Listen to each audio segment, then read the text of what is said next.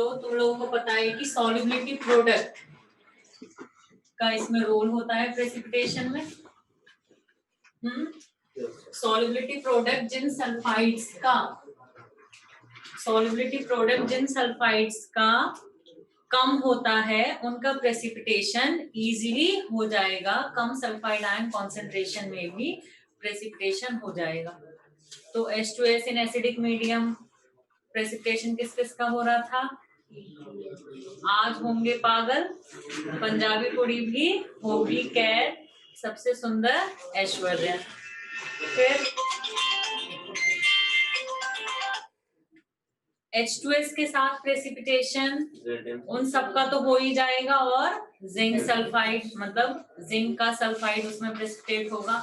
और H2S in basic medium में precipitation सभी का हो जाएगा एक्सेप्ट अमोनियम आयन का सल्फाइड, फर्स्ट और सेकंड ग्रुप के सल्फाइड्स। ठीक है। नाउ अब उसके आगे हमें डिस्कस करना है सॉल्युबिलिटी कि सल्फाइड्स जो हैं वो कौन से रिएजेंट में सॉल्युबल है, कौन से सल्फाइड कौन से रिएजेंट में डिसॉल्व हो जाएंगे। ठीक है, तो रिएजेंट हम यहाँ 3 डिस्कस करने वाले हैं। डाइल्यूट नाइट्रिक एसिड, ठीक है, डाइल्यूट HCl और डाइल्यूट एसिटिक एसिड और एक्वारेजिया भी, एक्वारेजिया। ठीक है, चार रिएजेंट हो गए। डाइल्यूट नाइट्रिक एसिड तो है ही, साथ में क्या है, ऑक्सीडाइजिंग एजेंट भी है। ये सिर्फ एसिड का ही फंक्शन करेगा, ठीक है, लेकिन स्ट्रॉन्ग एसिड है, वैसे ये भी स्ट्रॉन्ग एसिड है और प्लस ऑक्सीडाइजिंग एजेंट भी है। और ये कैसा एसिड है, वीक एसिड है, और ये तो सबसे स्ट्रॉन्ग रिएजेंट है ही, एक्वारेजिया तो सबसे स्ट्रॉन्ग रिएजेंट है। ठीक है, अब एक्वारेजिया में तो सभी सल्फाइड्स डिसॉल्व हो जाएंगे। वे जो सॉल्युबल है उनकी बात नहीं हो रही है, जो सॉल्युबल है वो तो है ही सॉल्युबल। कौन से सल्फाइड्स की बात हो रही है यहाँ डिसोल्यूशन की? जो इनसॉल्युबल सल्फाइड है। ठीक है, जो सॉल्युबल सल्फाइड है वो तो सॉल्युबल है ही, तो यहाँ इनसॉल्युबल सल्फाइड्स के डिसोल्यूशन की बात हो रही है। ठीक है, तो सभी इनसॉल्युबल सल्फाइड एक्वारेजिया में डिसॉल्व हो जाएंगे। एक्वारेजिया क्या होता है? What is aqua regia?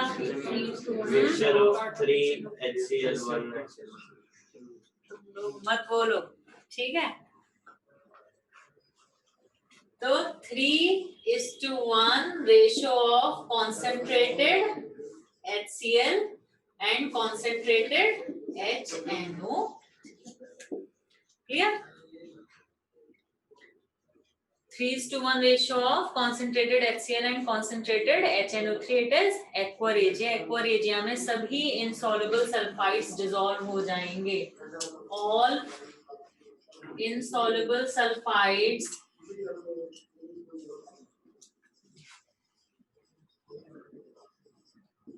get dissolved in aquaregia. ठीक है, बनेगा क्या? जो भी इनसॉल्युबल सल्फाइड है वो एक्वारेजिया के साथ रिएक्ट करके बच्चों बनाएगा क्लोराइड, उसका क्लोराइड बन जाएगा सल्फाइड का, प्लस सल्फर प्रेसिपिटेट हो जाएगा, वही येलो या व्हाइट टर्बिडिटी या प्रेसिपिटेट। ठीक है, येलो और व्हाइट टर्बिडिटी या प्रेसिपिटेट। ठीक है, जब भी व्हाइट टर्बिडिटी लिखा हो किसी क्वेश्चन में तो तुम्हारा ध्यान सल्फर प्रेसिपिटेशन पर जाना चाहिए और जो लाइम वाटर वाली रिएक्शन थी उस पर जाना चाहिए। ठीक है, प्लस NO रिलीज हो जाएगा। ठीक है, HCl और HNO3 क्या करता है, रिएक्ट करके आपस में इनकी रिएक्शन से फ्लोरीन प्लस NO बनता है, ठीक है। तो फ्लोरीन और NO, तो फ्लोरीन बनना था तो वो क्या हो गया, सल्फाइड के साथ उसका एक्सचेंज हो गया, सल्फर प्रेसिपिटेट हो गया और सॉल्ट का, सल्फाइड सॉल्ट का क्लोराइड बन गया, ठीक है। तो सभी प्रेसिपिटेट हो जाएंगे। अब नाइट्रिक एसिड पे जाओ। नाइट्रिक एसिड यहाँ पर इन चारों में सेकंड स्ट्रॉन्ग रिएजेंट कौन सा है, नाइट्रिक एसिड। फर्स्ट सबसे ज्यादा स्ट्रॉन्ग एक्वा रेजिया, उसके बाद किसकी बारी आई, नाइट्रिक एसिड, क्योंकि वो एसिड तो है स्ट्रॉन्ग और उसके साथ साथ एक ऑक्सीडाइजिंग एजेंट भी है। अभी डाइल्यूट एसिटिक एसिड में सिर्फ इतना बताया कि भाई वो वीक एसिड है और कुछ नहीं बताया है। तो स्ट्रॉन्ग एसिड है और प्लस ऑक्सीडाइजिंग एजेंट है। यहाँ पर भी सभी इंसॉल्युबल सल्फाइड्स डिसॉल्व हो जाएंगे except HGS and Hg plus HgS। मतलब मरकरी के सल्फाइड्स को छोड़कर उनका सबसे ज्यादा कोवलेंट कैरेक्टर है, इनका सॉल्युबिलिटी प्रोडक्ट सबसे कम है या इनकी सॉल्युबिलिटी सबसे कम है, तो ये नहीं यहाँ पर भी डिसॉल्व होंगे, बाकी सारे डिसॉल्व हो जाएंगे। तो अभी तक बात समझ आई, नाइट्रिक एसिड में सभी डिसॉल्व हो जाएंगे एक्सेप्ट मरकरी के सल्फाइड्स, लेकिन एक्वा रेजिया में तो वो भी डिसॉल्व हो जाएंगे। मरकरी के सल्फाइड्स भी एक्वा रेजिया में डिसॉल्व हो जाएंगे, इस बात का खास कर ध्यान रखना है। तो पूछा जा सकता है कि मरकरी के सल्फाइड कौन से रिएजेंट में या HGS किस में डिसॉल्व होगा, तो HGS इन चारों में से सिर्फ किस में डिसॉल्व होगा, एक्वा रेजिया में। क्लियर है इतनी बात? Now HCl,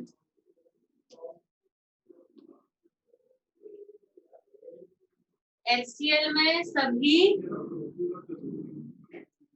dissolve, sorry HCl में सिर्फ डिसॉल्व होंगे, समझ में आ रही है बात? अभी तक मैंने क्या कहा, सभी डिसॉल्व हो जाएंगे, यहाँ पर भी मैंने क्या कहा, इसे छोड़कर सभी डिसॉल्व हो जाएंगे। अब यहाँ क्या कह रही हूँ, HCl में सिर्फ डिसॉल्व होंगे FeS, ZnS एंड MnS।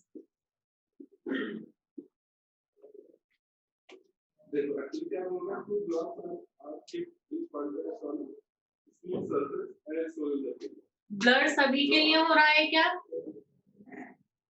सभी को ब्लड दिख रहा है? नहीं है तो बेटा वो प्रॉब्लम हो रही होगी आपकी नेटवर्क में। ठीक है क्लियर है, ओके ओके। तो डाइल्यूट HCl में only FeS, ZnS and MnS will get dissolved. Okay. तो only black sulfide which get dissolved in dilute HCl is FeS. Only black sulfide which get dissolved in dilute HCl is FeS. बाकी दोनों black नहीं है, ठीक है।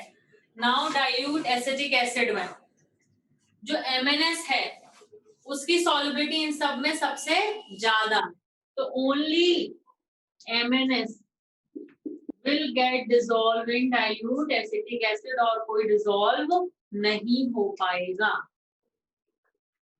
Clear है इतनी बात?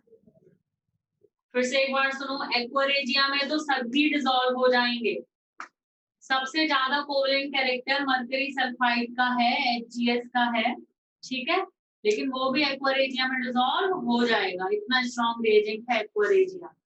जबकि डाइल्यूट नाइट्रिक एसिड में HGS और जो मर्क्यूरी सल्फाइड है वो इस फॉर्म में होता है, तो यहाँ भी तो HGS ही है, ठीक है। तो HGS को छोड़कर सभी डिसॉल्व हो जाएंगे, जबकि डाइल्यूट HCl में सिर्फ ये 3 डिसॉल्व होंगे और एसिटिक एसिड में सिर्फ मैग्नीज सल्फाइड डिसॉल्व होगा। क्लियर है इतनी बात? तो अभी जब मैंने तुम लोगों को प्रेसिपिटेशन की बात बताई थी कि सल्फाइड्स प्रेसिपिटेट होंगे। तो कुछ के केस में क्या है, जैसे एल्यूमिनियम Al+3 आयन,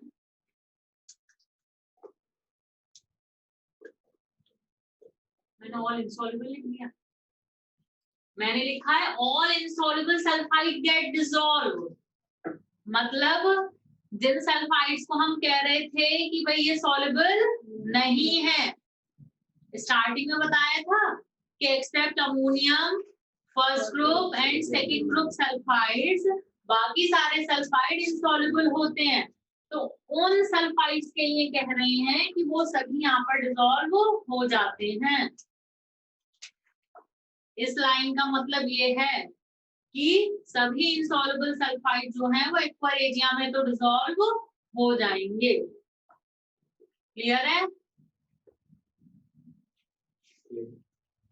उसके अलावा भी सारे भी सॉल्युबल है ना, मतलब अरे जितने भी इनसॉल्युबल सल्फाइड्स हैं वो सब यहाँ डिसॉल्व हो जाएंगे, मतलब एक्वा एरिया में डिसॉल्व हो जाएंगे बेटा। ठीक है? हाँ, इनसॉल्युबल इन वाटर, ये स्पेशली कहने की जरूरत नहीं है। जब मैं स्टार्टिंग में ही बोलती हूँ कि भाई इनके सॉल्युबल, ये सॉल्युबल है या ये इनसॉल्युबल है, लेकिन रिएजेंट का मैंने नाम नहीं लिया, तो उसका मतलब वो वाटर में सॉल्युबिलिटी डिस्कस हो रही है। ठीक है? बाकियों के लिए तो रिएजेंट डिस्कस ही होगा कि भाई एसिड में, इस एसिड में सॉल्युबल है, इस एसिड में सॉल्युबल नहीं है, या NaOH में सॉल्युबल, कुछ भी वो रिएजेंट बताया जाएगा। जब रिएजेंट का नाम नहीं लिया और सॉल्युबल इनसॉल्युबल कहते चले जाना है, तो इसका मतलब वाटर में सॉल्युबिलिटी डिस्कस हो रही है, वाटर से मतलब है। ठीक है? ये रब कर दें। मैं क्या बता रही थी, प्रेसिपिटेशन। तो तुम लोगों को भी बताया कि भाई सल्फाइड्स प्रेसिपिटेट हो जाते हैं, है ना? किसी का H2S में, किसी का H2S in acidic medium, H2S in basic medium. लेकिन इन दो केस में क्या है, सल्फाइड नहीं प्रेसिपिटेट होता। जब H2S इन बेसिक मीडियम तुम लोगे या सल्फाइड आयन का कोई सोर्स लोगे, जैसे अमोनियम सल्फाइड ले लिया, अमोनियम सल्फाइड का सॉल्यूशन, या सोडियम सल्फाइड का सॉल्यूशन ले लिया, यानी सल्फाइड आयन सोर्स ले लिया, तो प्रेसिपिटेशन तो होगा, प्रेसिपिटेट तो मिलेगा, लेकिन वो इनके सल्फाइड का नहीं मिलता, इनके हाइड्रोक्साइड का मिलता है। ठीक है? तो H2S इन बेसिक मीडियम लिया तुमने, या तुमने कोई सोर्स लिया सल्फाइड का, तो इनके केस में क्या होगा भाई, प्रेसिपिटेट तो मिलेगा, लेकिन यहाँ एल्यूमिनियम हाइड्रोक्साइड, और यहाँ क्या होगा, क्रोमियम हाइड्रोक्साइड। ये व्हाइट प्रेसिपिटेट है और ये ग्रीन प्रेसिपिटेट। तो ऐसा क्यों हो रहा है? क्योंकि इनके हाइड्रोक्साइड्स का सॉल्युबिलिटी प्रोडक्ट बहुत कम है, तो इनके हाइड्रोक्साइड प्रेसिपिटेट हो जाते हैं इन कंपैरिजन टू सल्फाइड। यहाँ तो सीधा सीधा अगर तुमने H2S बेसिक मीडियम लिया तो सीधे सीधे OH आयन प्रेजेंट है, एल्यूमिनियम हाइड्रोक्साइड का सॉल्युबिलिटी प्रोडक्ट कम है, और एल्यूमिनियम हाइड्रोक्साइड का जो KIP होगा आयनिक प्रोडक्ट, वो एक्सीड कर जाएगा सॉल्युबिलिटी प्रोडक्ट को, वो प्रेसिपिटेट हो जाएगा। Similarly for chromium hydroxide. लेकिन तुमने अगर ये लिया होता अमोनियम सल्फाइड या सोडियम सल्फाइड, सल्फाइड आयन का सोर्स, तो कैसे हाइड्रोक्साइड प्रेसिपिटेट हो रहा है?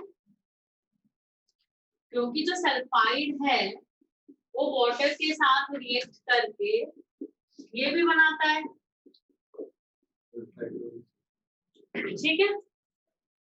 अब क्योंकि सॉल्युबिलिटी प्रोडक्ट काफी कम है इनके हाइड्रोक्साइड का, तो जैसे ही ये OH आयन मिलेंगे, ठीक है, ऑब्वियसली जो ये रिएक्शन है वो फॉरवर्ड डायरेक्शन में इतनी ज्यादा तो शिफ्ट है नहीं कि हाइड्रोक्साइड आयन बहुत ज्यादा मिल रहे होंगे, लेकिन कम हाइड्रोक्साइड आयन होंगे तब भी Al+3 और Cr+3 के हाइड्रोक्साइड प्रेसिपिटेट हो जाएंगे, क्योंकि सॉल्युबिलिटी प्रोडक्ट काफी कम है।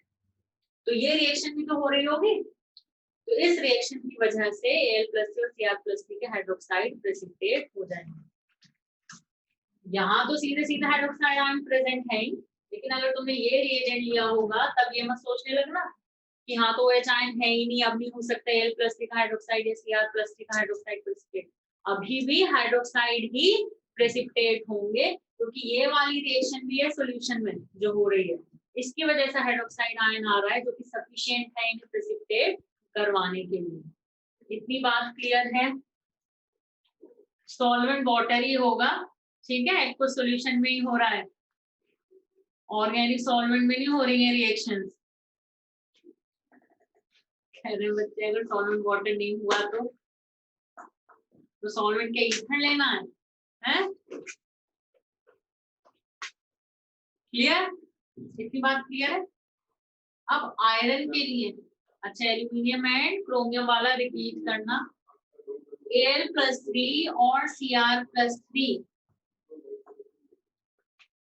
के हाइड्रोक्साइड प्रेसिपिटेट होंगे H2S इन बेसिक मीडियम, या फिर तुम किसी सल्फाइड आयन का सॉल्यूशन लो, जैसे कि अमोनियम सल्फाइड का सॉल्यूशन ले लिया या सोडियम सल्फाइड का सॉल्यूशन ले लिया। यहाँ तो सीधा सीधा OH आयन प्रेजेंट है, हाइड्रोक्साइड प्रेसिपिटेट हो गया। अगर तुमने ये रिएजेंट लिया है, सॉरी इनका सॉल्यूशन लिया है, तो क्या होगा? सॉल्यूशन में रिएक्शन चल रही होगी, sulphide ion plus water gives Hs negative plus OH negative. Solution में ये रिएक्शन भी हो रही होगी, जिससे हाइड्रोक्साइड आयन आ रहे होंगे, और ये हाइड्रोक्साइड आयन सफिशिएंट है इनके हाइड्रोक्साइड प्रेसिपिटेट करवाने के लिए, क्योंकि इनके हाइड्रोक्साइड्स का सॉल्युबिलिटी प्रोडक्ट ज्यादा नहीं है, इजीली प्रेसिपिटेट हो जाएंगे। ठीक है, नाउ नेक्स्ट आयरन का केस देखना है, Fe+3 और Fe+2 का प्रेसिपिटेशन का। ठीक है, रब कर दें, रब कर दूं? बोलने को मना किया था, ऐसे नहीं कि तुम लोगों को कुछ पूछना हो तो तुम लोग वो भी ना पूछो, ठीक है। हाँ नेक्स्ट, अब देखो Fe+3 और Fe+2 का केस प्रेसिपिटेशन। Fe+3, ठीक है, तुमने लिया H2S इन एसिडिक मीडियम। दिख रहा है या थोड़ा और बड़ा लिखा जाए बच्चों? ओके ठीक है, Fe+3 H2S इन एसिडिक मीडियम। अभी क्या कहते हैं, पूरी टेबल तो बनवा ही दी है कि भाई कौन किस में प्रेसिपिटेट हो रहा है ना, लेकिन कुछ का स्पेशली डिस्कस करना है तो डिस्कस करना है। Fe+3 प्लस H2S इन एसिडिक मीडियम, तो क्या मिलता है ना, व्हाइट प्रेसिपिटेट मिलता है। ठीक है, व्हाइट प्रेसिपिटेट मिलता है। क्यों, क्या होता है, इसी रिएक्शन को लिख रही हूँ मैं। H2S इन एसिडिक मीडियम, Fe+3 और H2S के बीच, यानी कि सल्फाइड आयन के बीच होगी रिडॉक्स रिएक्शन। Fe+3 और H2S के बीच, यानी कि सल्फाइड आयन के बीच होगी redox reaction. Fe+3 will get reduced to Fe+2, ठीक है,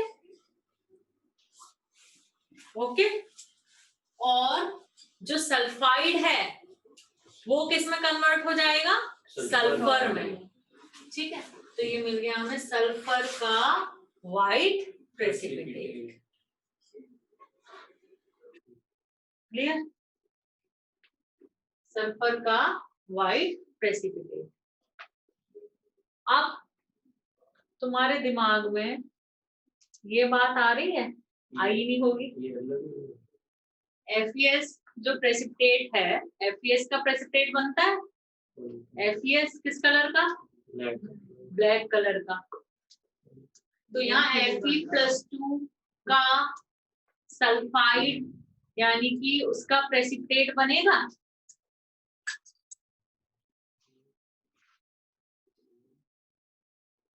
यहाँ FeS ब्लैक प्रेसिपिटेट आएगा।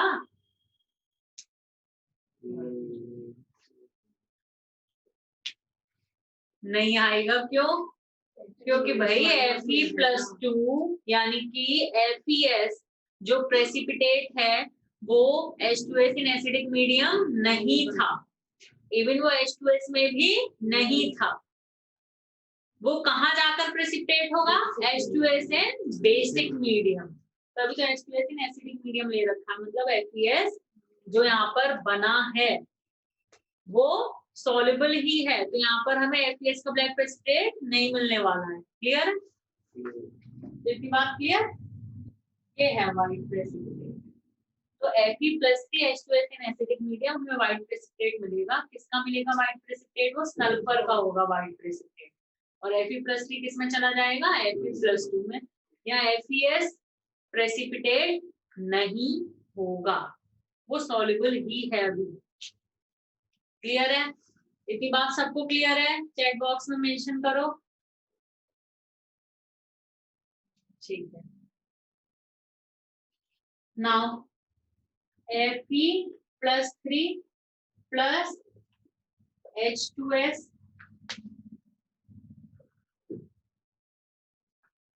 प्लस H2S, अभी एसिडिक मीडियम नहीं लिया, तब भी सेम यही रहेगा, तब भी सेम यही रहेगा, व्हाइट प्रेसिपिटेट ही मिलेगा। क्यों? क्योंकि FeS H2S में भी प्रेसिपिटेट नहीं। क्लियर? अब आ जाओ जरा, Fe+3 plus H2S in basic medium, या फिर तुम किसी सल्फाइड आयन का सॉल्यूशन ले लो, सॉल्युबल सल्फाइड का सॉल्यूशन ले लो, जैसे कि अमोनियम सल्फाइड ले लिया जाए या सोडियम सल्फाइड ले लिया जाए। तो भाई इन केस में क्या होगा? सल्फाइड आयन कॉन्सेंट्रेशन काफी ज्यादा होगी, ठीक है, इंक्रीज हो जाएगी। ठीक है, ये सीधा सॉल्युबल सल्फाइड है तो सीधा अमोनियम आयन सल्फाइड आयन सीधा टूट जाएगा, और यहाँ पर बेसिक मीडियम होने की वजह से भी सल्फाइड आयन काफी अच्छे अमाउंट में प्रेजेंट होंगे। अब क्या होगा? अब आ रहा होगा समझ में? अब ब्लैक पीपीटी मिलेगा, अब ब्लैक पीपीटी मिलेगा। ये ब्लैक पीपीटी, अब ब्लैक कलर तो वो FeS की वजह से दिखा है, लेकिन अकेला FeS थोड़ी है यहाँ प्रेसिपिटेट, वो सल्फर भी तो हुआ है प्रेसिपिटेट, लेकिन क्योंकि सल्फर व्हाइट प्रेसिपिटेट है, FeS ब्लैक प्रेसिपिटेट है, तो पूरा का पूरा ये पूरा प्रेसिपिटेट दिख ब्लैक ही रहा होगा। इस बात को समझ लें, ठीक है। सल्फर भी प्रेसिपिटेट हुआ, Fe+2 क्योंकि बेसिक मीडियम आ गया, H2S बेसिक मीडियम, तो FeS प्रेसिपिटेट हो गया। ये व्हाइट प्रेसिपिटेट, ये ब्लैक प्रेसिपिटेट, तो पूरा का पूरा प्रेसिपिटेट दिखेगा ब्लैक। लेकिन अगर तुमने वही डाल दिया एसिड इस प्रेसिपिटेट में, ऐड कर दिया टेस्ट ट्यूब में, डाइल्यूट H2SO4 या डाइल्यूट HCl ऐड कर दिया, तो क्या होगा? तो सिर्फ रह जाएगा व्हाइट प्रेसिपिटेट। दिख रहा है बच्चों? दिख रहा है इधर? क्लियर है? ठीक है, तो फिर रह जाएगा व्हाइट प्रेसिपिटेट। अब कॉन्सेप्ट क्लियर हो रहा है? आयरन का क्लियर है पूरा प्रेसिपिटेशन, Fe+3 Fe+2 के साथ भी क्लियर हो जाएगा। Fe+2 तो क्लियर हो ही गया वैसे। यहाँ पर व्हाइट प्रेसिपिटेट किसका रह जाएगा? वही है, सिर्फ सल्फर का रह जाएगा। क्यों? क्योंकि ये तो इसमें डिसॉल्व हो गया। क्लियर है? तो जब ये Fe+3 का बताया है तो मेरे ख्याल से Fe+2 का भी क्लियर हो ही गया है। लोगों से क्वेश्चन पूछना है Fe+2 के रिगार्डिंग। डाइल्यूट H2SO4 लिखा है, हाँ, और डाइल्यूट HCl भी ले सकते हो। अभी तुम्हें बताया डाइल्यूट HCl में सॉल्युबल बताया था FeS, अभी बताया था कि only black sulphide which get dissolve in dilute HCl is FeS। बाकी दो जो है वो ब्लैक नहीं है, जो बताए हैं। कौन से बताए हैं soluble? MnS and ZnS। Clear? इतनी बात क्लियर है? तो Fe+3 का क्लियर। Fe+3 जो आयन है, जब हम कैटायंस का डिस्कस करेंगे एनालिसिस, तो उसमें भी तुम पूरी टेबल में देखोगे Fe+3 के कंपाउंड प्रेसिपिटेट नहीं होंगे, क्योंकि Fe+3 के सल्फाइड्स और क्लोराइड्स, यानी कि जो भी रिएजेंट हमने वहां लिए हैं, जो रिएजेंट हमने लिए हैं वो HCl और H2S वगैरह लिए हैं, यानी कि सल्फाइड, क्लोराइड, ये सब प्रेसिपिटेट मिल रहे थे। तो Fe+3 के सल्फाइड, Fe+3 के क्लोराइड, ये सब प्रेसिपिटेट नहीं हो रहा है। क्यों? क्योंकि उन सबका सॉल्युबिलिटी प्रोडक्ट ज्यादा है। प्रेसिपिटेशन हमें किसका मिलेगा? Fe+2 के सल्फाइड्स का ही मिलेगा। तो यहाँ भी तुमने देखा कि Fe+3 प्लस H2S, Fe+3 का प्रेसिपिटेशन नहीं हो रहा है। ठीक है, जो H2S है वो तुमने अभी देखा, अभी पीछे बताया था कि H2S क्या है? एक रिड्यूसिंग एजेंट है। तो H2S क्या कर देता है? Fe+3 को रिड्यूस कर देता है। तो हमें Fe+3 का सल्फाइड नहीं मिलने वाला है। ठीक है, Fe+2 जैसी इनकी रिएक्शन होगी हमें Fe+2 मिल जाना है। अब फिर तुम्हें Fe+2 के हिसाब से सोचना है कि क्या यहाँ Fe+2 का सल्फाइड प्रेसिपिटेट होगा, क्या यहाँ प्रेसिपिटेट होगा, मतलब क्या यहाँ प्रेसिपिटेट होगा, या यहाँ प्रेसिपिटेट होगा, या यहाँ प्रेसिपिटेट होगा, बस वो चीज सोचनी है। तो तुम्हें टेबल में अभी लिखवाया ही था, तो तुम्हें H2S इन एसिडिक मीडियम FeS नहीं लिखवाया, H2S में FeS नहीं लिखवाया, तो कौन सी कैटेगरी बची? Basic medium. क्लियर है इतनी बात? तो Fe+3 का ना क्लोराइड प्रेसिपिटेट होगा, H2S के साथ Fe+3 इसलिए प्रेसिपिटेट नहीं हो पाएगा क्योंकि वो रिड्यूस कर देता है Fe+3 को। तो कुल मिला के Fe+3 का प्रेसिपिटेशन वहां पर कैटायन के एनालिसिस में भी नहीं मिलता है। ठीक है, तो तुम्हें याद रखना है कि हमें Fe+2 के सल्फाइड के प्रेसिपिटेशन के हिसाब से ही सोचना है इसीलिए। क्लियर? तो अब Fe+2 के रिगार्डिंग लिखो reaction. Same as Fe+3। What same as Fe+3? वहां तो सल्फर भी प्रेसिपिटेट हो रहा था, यहाँ सल्फर प्रेसिपिटेट होगा, तो सेम एज Fe+3 नहीं बोलोगे। लेकिन उससे क्या हुआ था, अभी जो मैंने पीछे तुम्हें समझाया, उससे बस तुम्हें Fe+2 का केस समझ में आ गया था। क्या था? Fe+3 में क्या हो रहा था? सल्फर प्रेसिपिटेट हो रहा था और साथ में Fe+2 बन रहा था, यानी कि FeS बनना था। लेकिन FeS पहले दो केसेस में, यानी H2S in acidic medium and H2S, इन दो केसेस में FeS प्रेसिपिटेट नहीं होता है, but H2S in basic medium में FeS प्रेसिपिटेट हो जाता है। बाकी तीनों कैटेगरी में सल्फर का प्रेसिपिटेशन तो चल ही रहा था। यहाँ क्या होगा? यहाँ इन दोनों के बीच रेडॉक्स रिएक्शन नहीं है, यहाँ इन दोनों के बीच रेडॉक्स रिएक्शन नहीं है, तो सल्फर का प्रेसिपिटेशन यहाँ पर नहीं सोचना है। क्लियर? यहाँ सिर्फ डिसोल्यूशन ही सोचना है कि डिसॉल्व होगा या प्रेसिपिटेट बनेगा। तो भाई यहाँ पर कोई रिएक्शन नहीं, मतलब कोई प्रेसिपिटेशन नहीं, क्योंकि डिसॉल्व है। यहाँ पर भी कोई प्रेसिपिटेशन नहीं, और यहाँ पर होगा प्रेसिपिटेट। क्या? FeS black precipitate. क्लियर है?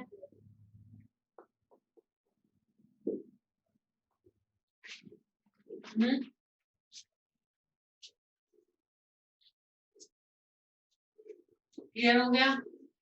प्रेसिपिटेशन नहीं, सल्फर प्रेसिपिटेशन नहीं है यहाँ, यहाँ रिडॉक्स रिएक्शन नहीं हुई है।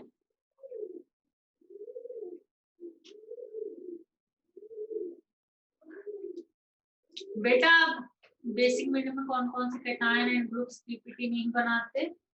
H2S इन बेसिक मीडियम मैंने लिखवाया था, सभी प्रेसिपिटेट हो जाएंगे except ammonium first group and second group के सल्फाइड्स। क्लियर?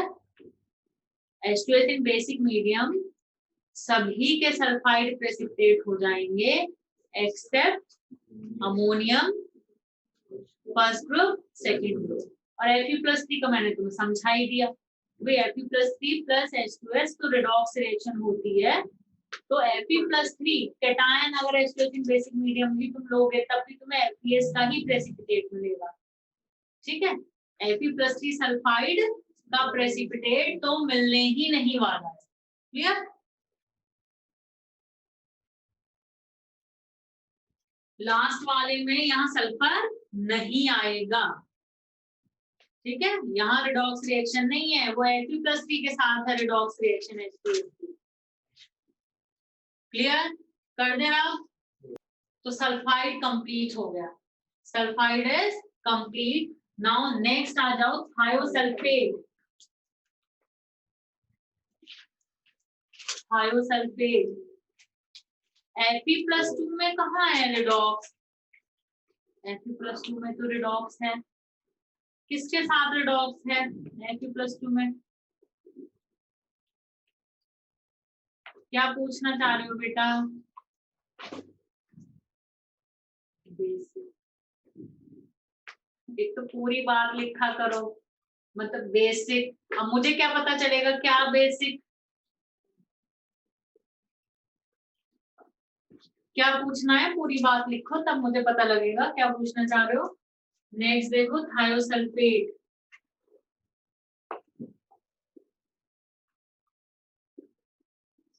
कौन सा हो गया? Fourth.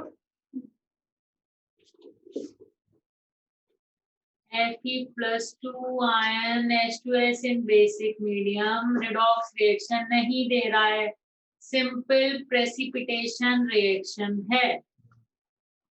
FeS will get precipitate। वो Fe+3 के साथ H2S in basic medium redox reaction थी plus precipitation. Clear? Thiosulphate H2O3 -2, इसका स्ट्रक्चर क्लियर है सबको? थायोसल्फेट आयन का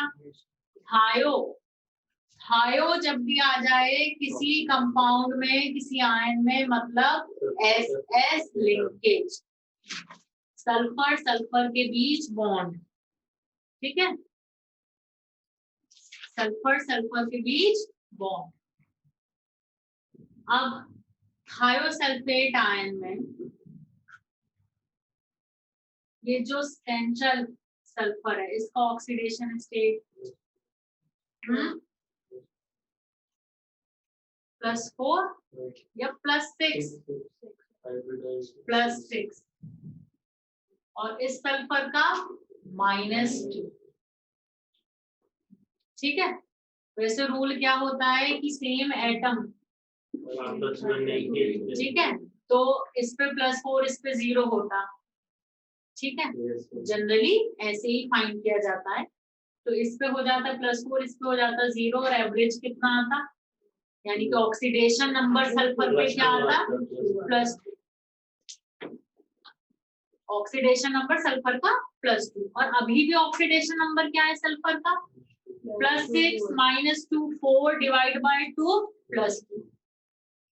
ठीक है, तो तुमसे अगर मिस्टेक हो भी जाती तब भी ऑक्सीडेशन नंबर ठीक ही फाइंड कर लेते, लेकिन जब ऑक्सीडेशन स्टेट पूछी जाएगी तब मिस्टेक हो जाती।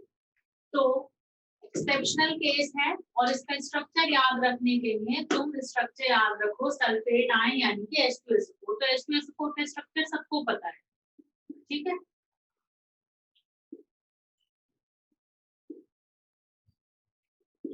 H2SO4 का स्ट्रक्चर सबको पता है, सल्फ्यूरिक एसिड। ठीक है, it is sulphuric acid.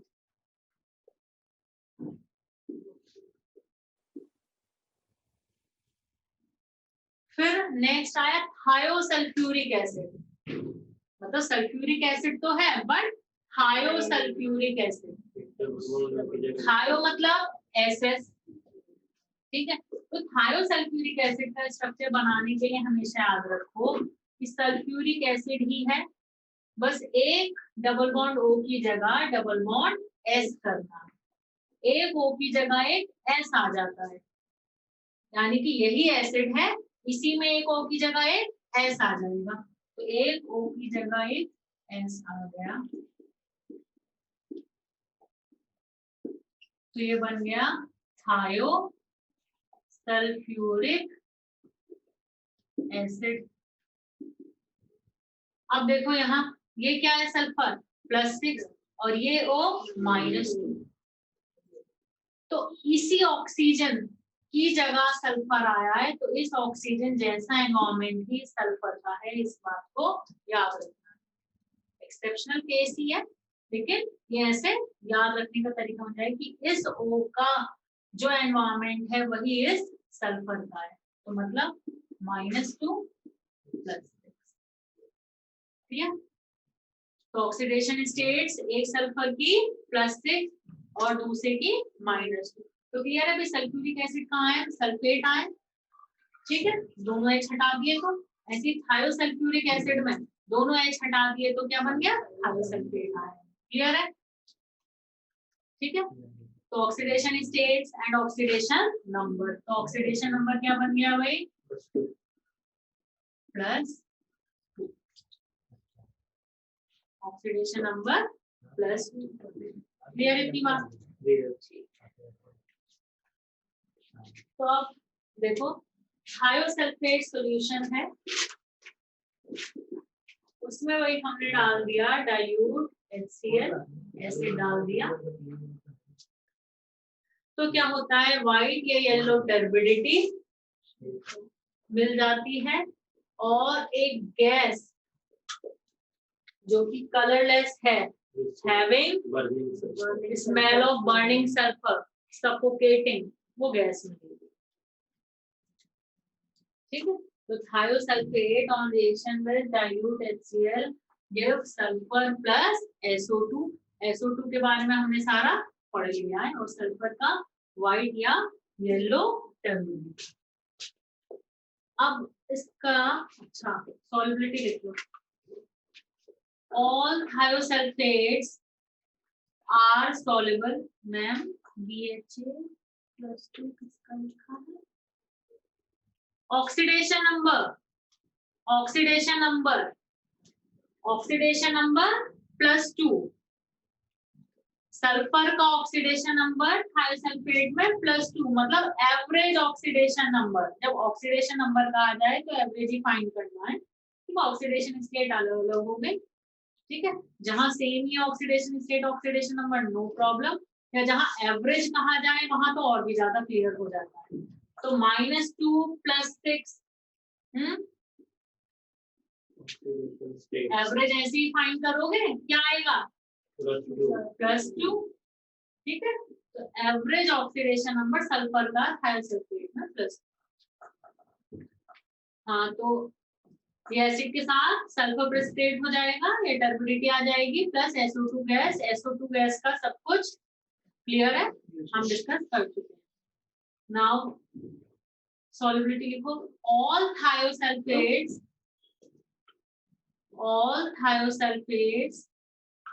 are soluble, all thiosulfates are soluble except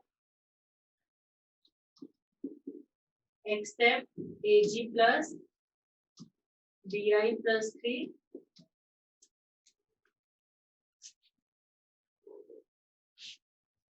Cu plus 2,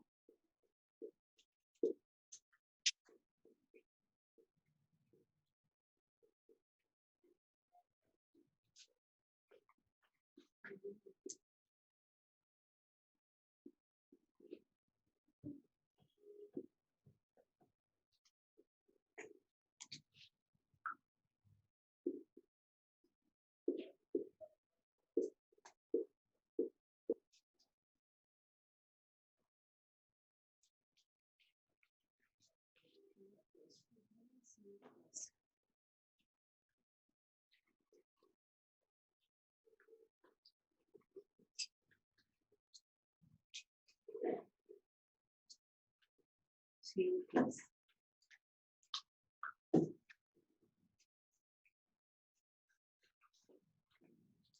accept this, ठीक है।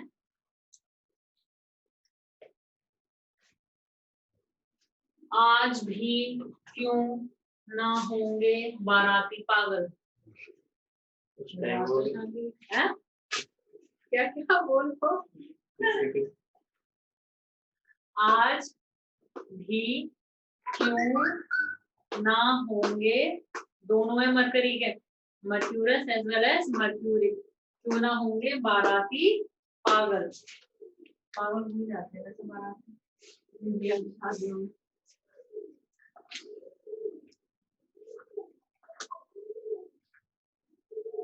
आज भी क्यों ना होंगे बाराती पागल, इन्हें छोड़कर, पागलों को छोड़कर बाकी सारे थायोसल्फेट्स soluble है। All are soluble. All thiosulfates are soluble.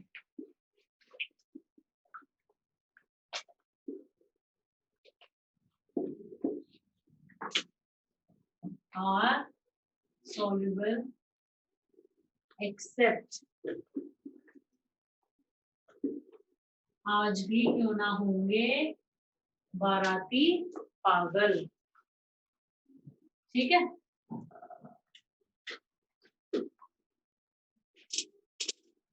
इतनी बात, सॉल्युबिलिटी हो गई। क्या बनना है एसिड के साथ? सल्फर का प्रेसिपिटेट प्लस SO2 गैस, जो कि एक कलरलेस सफोकेटिंग गैस है और स्मेल ऑफ बर्निंग सल्फर, ठीक है। क्योंकि सल्फर बर्न होके SO2 ही बनती है, तो SO2 की स्मेल होती है जो आती है जब सल्फर बर्न होता है। नाउ नेक्स्ट थिंग, थायोसल्फेट का कंफर्मेटरी टेस्ट, ठीक है। तो जो थायोसल्फेट है बच्चों, वो रिड्यूसिंग एजेंट होता है कि ऑक्सीडाइजिंग एजेंट? ऑक्सीडाइजिंग। रब कर दो? यस, ये रब कर दे। जो थायोसल्फेट है वो एक रिड्यूसिंग एजेंट है। क्या तुम्हें कोई रिएक्शन याद है? KI वाली I2 के साथ है ना, ये Na2H2O3 plus I2 gives Na2S4O6 plus NaI, ठीक है। तो यहाँ सल्फर Na2H2O3 में सल्फर, थायोसल्फेट में सल्फर अभी तो बताया था +2, एक का, तो 2 का कितना हो गया टोटल, यहाँ +4 आ जाना है, ठीक है। और यहाँ S4O6 -2 टेट्राथायोनेट आयन है यहाँ, ये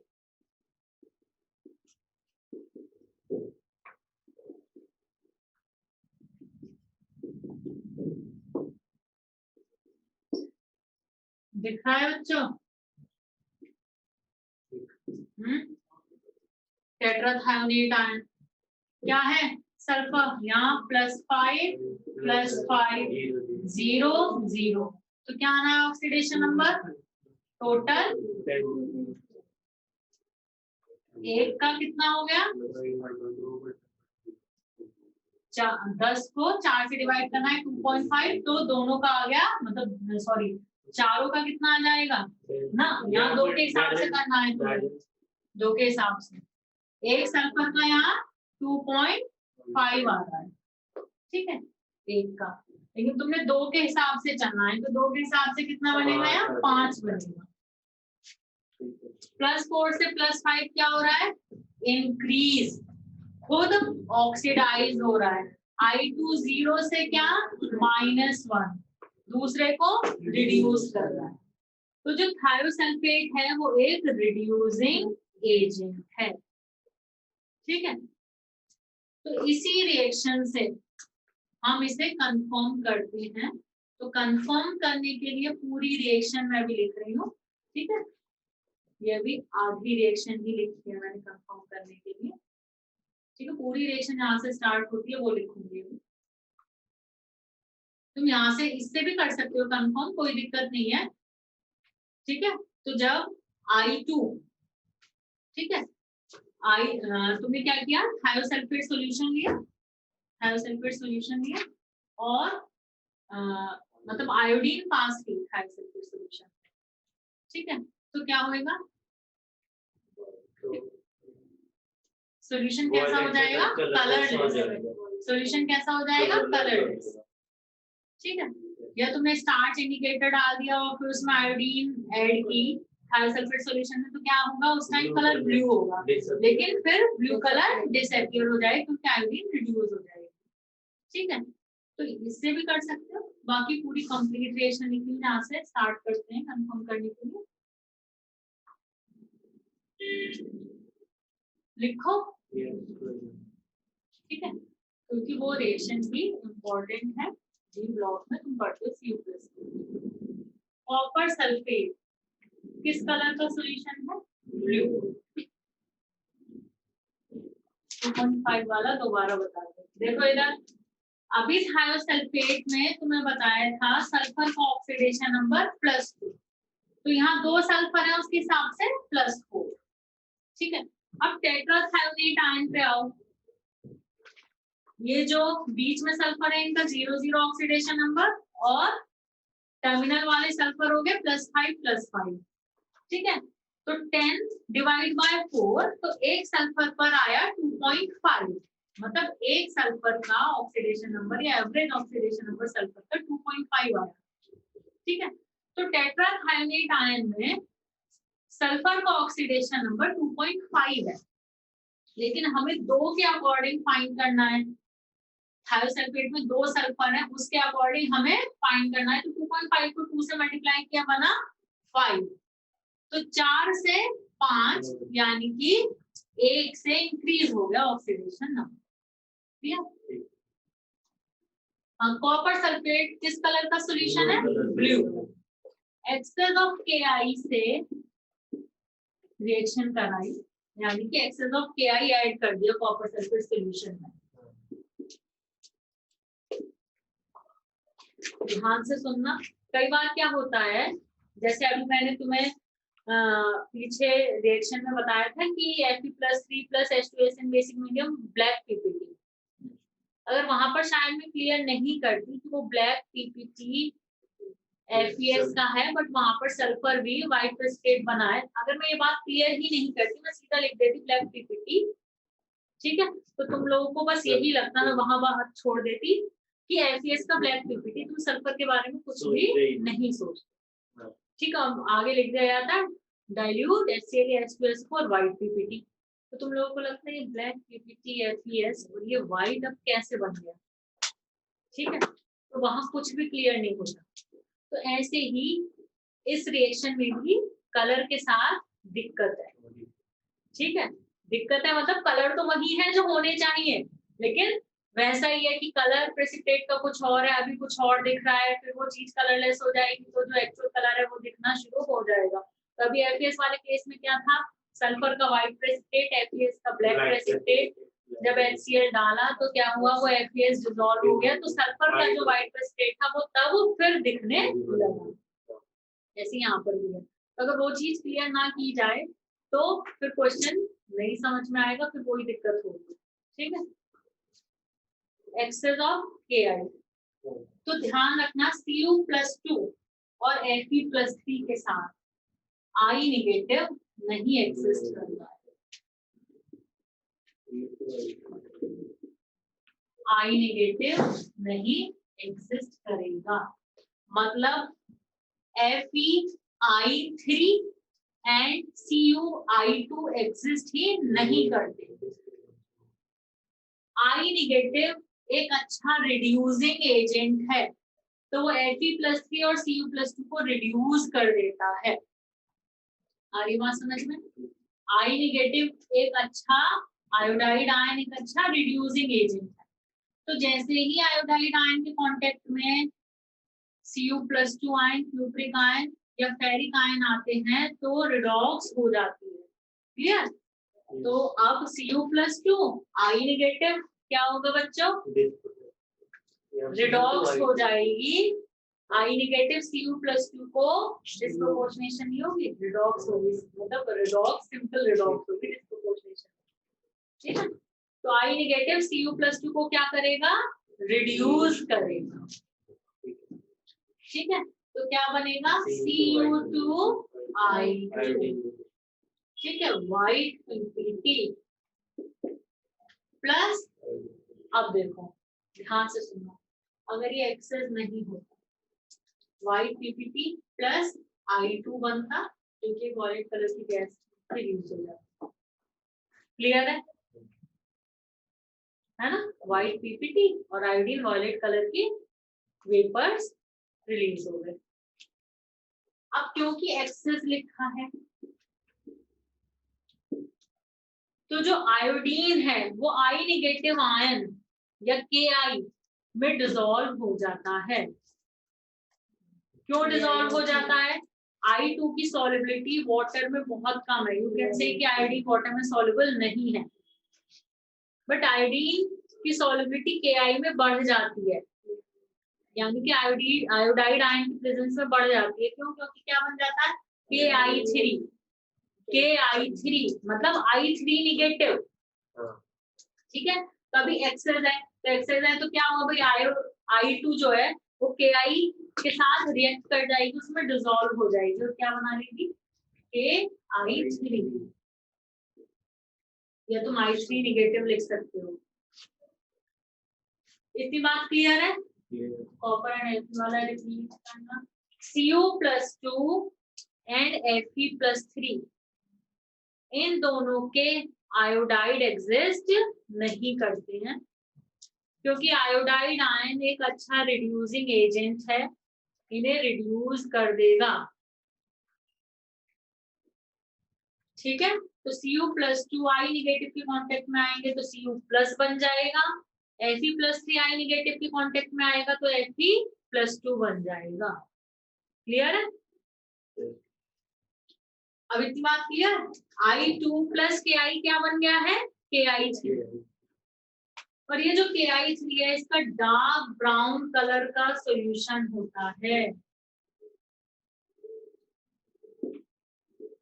अब देखो इससे ही चेंज हो गया, बस एक्सेस लिखने और ना लिखने से। अब देखो, अब excess of Ki plus copper sulphate, तो पता है क्वेश्चन में क्या मेंशन होगा, ब्राउन पीपीटी। अगर मैं ये चीज क्लियर नहीं करती, मैं सीधा लिखवाती copper sulphate plus Ki white PPT iodine, या Ki3 एज इट इज लिखवा दिया। इस चीज को क्लियर ना किया जाए तो तुम्हें लगेगा कि ये तो व्हाइट पीपीटी बताया था, ये ब्राउन पीपीटी कैसे आ गया। तो तुम्हें लगेगा कि Ki जब एक्सेस लिख देता है तब तो ये क्या कहते हैं ब्राउन पीपीटी कहने लगता है, जब Ki एक्सेस नहीं लिखता है तो व्हाइट पीपीटी कहने लगता है। ये क्या चक्कर है, अलग अलग रिएक्शंस हैं क्या, आ रही बात समझ। तो excess of Ki with copper sulphate तब हमें प्रेसिपिटेट ब्राउन दिखेगा। प्रेसिपिटेट तो वही है, लेकिन ये इतना डार्क ब्राउन सॉल्यूशन है, पूरी टेस्ट ट्यूब कैसी दिखेगी, डार्क ब्राउन, तो व्हाइट को तो वो कवर कर लेगा, तो हमें प्रेसिपिटेट उस टाइम कैसा दिख रहा होगा, डार्क ब्राउन या ब्राउन प्रेसिपिटेट दिख रहा होगा। क्लियर है। तो जब ये Ki3 नहीं होता, सिर्फ I2 होता, तब तो सीधा क्वेश्चन में मेंशन कि व्हाइट प्रेसिपिटेट, लेकिन जब ये Ki3 बन रहा है तो क्वेश्चन में मेंशन हो जाएगा ब्राउन प्रेसिपिटेट। क्यों, क्योंकि इसका जो डार्क ब्राउन कलर है उसकी वजह से प्रेसिपिटेट भी ब्राउन ही दिखेगा। इतनी बात क्लियर है, फिर आगे बताऊं। क्लियर। Ki के साथ तीन एक्सेस में रिएक्शन करें तो I2 की वेपर भी तो मिलेगी, तो वो तो निकल जाएंगे, वो भी तो निकल गई, उड़ गई, तो टेस्ट में तो नीचे व्हाइट प्रेसिपिटेट ही रहेगा। ठीक है, क्लियर है।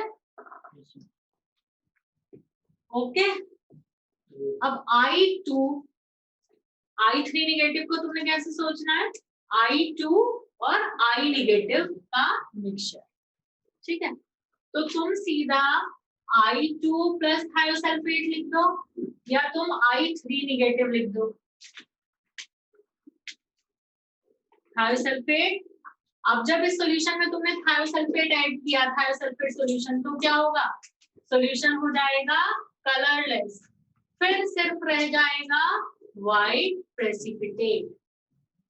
ठीक है, मैं रब करके दोबारा लिख देती हूँ रिएक्शन।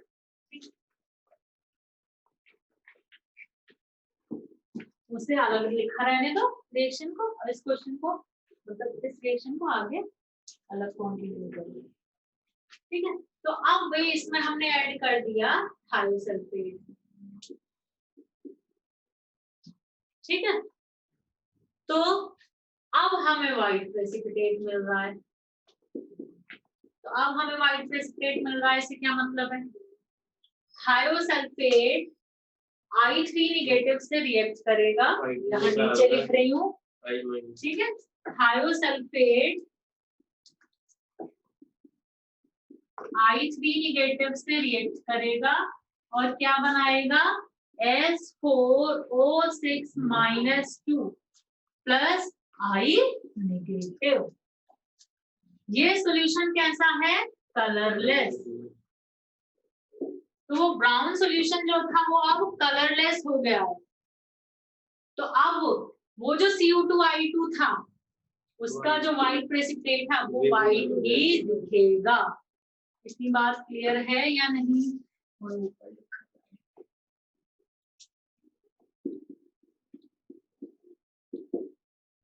इतनी बात क्लियर है या नहीं? I3 निगेटिव से I निगेटिव मतलब कुछ चेंज नहीं है, वही है। I3 निगेटिव क्या है? I2 and I negative. I negative तो I निगेटिव है ही, बट I2 को किस में कन्वर्ट कर दिया? I निगेटिव में, जैसे कि थायोसल्फेट करता है। I3 की स्टेट क्या है? मतलब स्टेट मतलब ऑक्सीडेशन स्टेट पूछ रहे हो या सॉलिड लिक्विड पूछ रहे हो, क्या पूछ रहे हो? नहीं, गैस नहीं है, सॉल्यूशन है। बोल तो कितना लिखा तो है, डार्क ब्राउन कलर का सॉल्यूशन। कैसी बातें करते हो बच्चों? सॉल्यूशन है। अभी तो इतना चीख चीख के बताया कि iodine get dissolve in Ki to form Ki3, मतलब I2 I निगेटिव के साथ मिलकर I3 निगेटिव बना लेता है, इसलिए आयोडीन की सॉल्युबिलिटी Ki में बढ़ जाती है। क्लियर? इस सर्कल के अंदर, इस सर्कल के अंदर वही है कि इनके आयोडाइड एग्जिस्ट नहीं करते। अब ये सर्कल रब कर रही हूं मैं, ठीक है, वरना ये सर्कल ही पूछते रहोगे तुम लास्ट। क्लियर? तो एक्सेल ऑफ Ki के साथ ब्राउन पीपीटी, बट एक्चुअली क्या है? White PPT, dark brown colour का सॉल्यूशन, तो वो ब्राउन पीपीटी दिखेगा सिर्फ, लेकिन थायोसल्फेट ऐड करते ही व्हाइट पीपीटी दिखने लग जाएगा। क्यों? क्योंकि सॉल्यूशन तो हो गया कलरलेस, तो व्हाइट पीपीटी अब व्हाइट दिखेगा। This is the confirmatory test for thiosulphate. आई की तो आई निगेटिव ही है, Cu2I2 में Cu+1 है, ठीक है, Cu+1 है और I-1 है, तो Cu(I) नहीं लिखते हैं, Cu2I2 लिखते हैं, क्योंकि वो डाइमर बना लेता है, जैसे Hg2I2।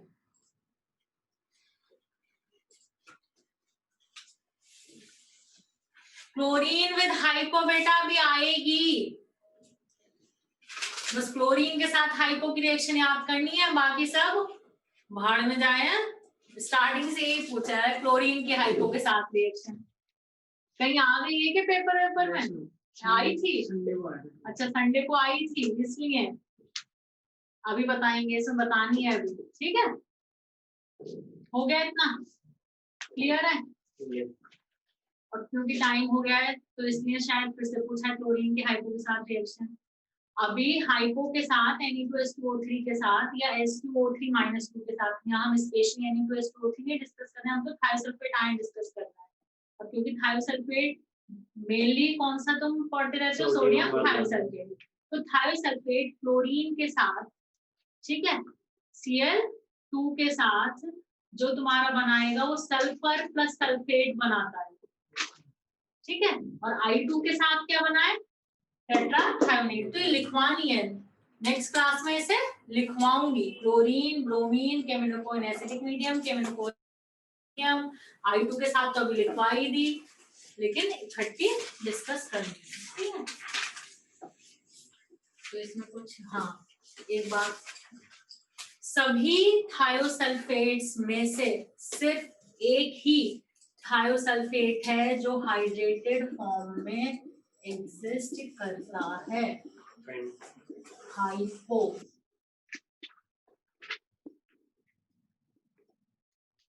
ठीक है, कोई भी थायोसल्फेट हाइड्रेटेड फॉर्म में एग्जिस्ट नहीं करता except sodium thiosulphate. Only sodium thiosulphate exist as hydrated salt, और कोई हाइड्रेटेड नहीं होता है, ठीक है।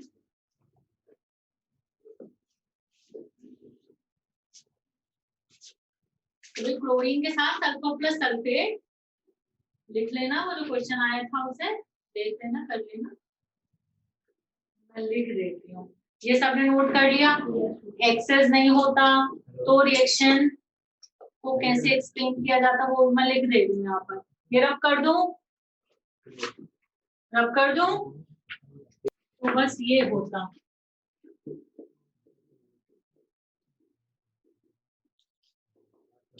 ठीक है। अगर एक्सेस ना होता तो व्हाइट प्रेसिपिटेट होता, एक्सेस है तो भी है व्हाइट प्रेसिपिटेट बट दिखेगा ब्राउन, इसलिए मेंशन होगा ब्राउन। वो अलग बात है, क्वेश्चन में क्लियरली मेंशन हो जाए कि white precipitate and dark brown solution, ऐसे मेंशन हो जाए जब तो कोई दिक्कत है ही नहीं, ठीक है। ब्राउन प्रेसिपिटेट मेंशन हो तो ध्यान रखना, हाइपो वाला दोबारा लिख दो, Na2S2O3.5H2O, सोडियम थायोसल्फेट ही एक ऐसा थायोसल्फेट है जो कि हाइड्रेटेड फॉर्म में एग्जिस्ट करता है, बाकी कोई सा भी थायोसल्फेट हाइड्रेटेड फॉर्म में नहीं पाया जाता है, नहीं मिलता, ठीक है। ये मिलता है हाइड्रेटेड फॉर्म में, हाइपो। इसका जो सोल्यूशन है उसे हाइपो बोलते हैं, ठीक है, इसे ही हाइपो बोलते हैं। हाँ, उसे हाइपो बोलते हैं, या सोल्यूशन को हाइपो सोल्यूशन बोलोगे तो उसमें तो काफी सारा पानी है, ठीक है। और एनहाइड्रस, ये Na2S2O3 को इसे सोडियम थायोसल्फेट बोलोगे, इसे हाइपो नहीं बोलोगे, सोल्यूशन को हाइपो बोलते हैं, या इसे हाइड्रेटेड को हाइपो बोलते हैं। क्लियर है, तो इसे रिवाइज करके आना।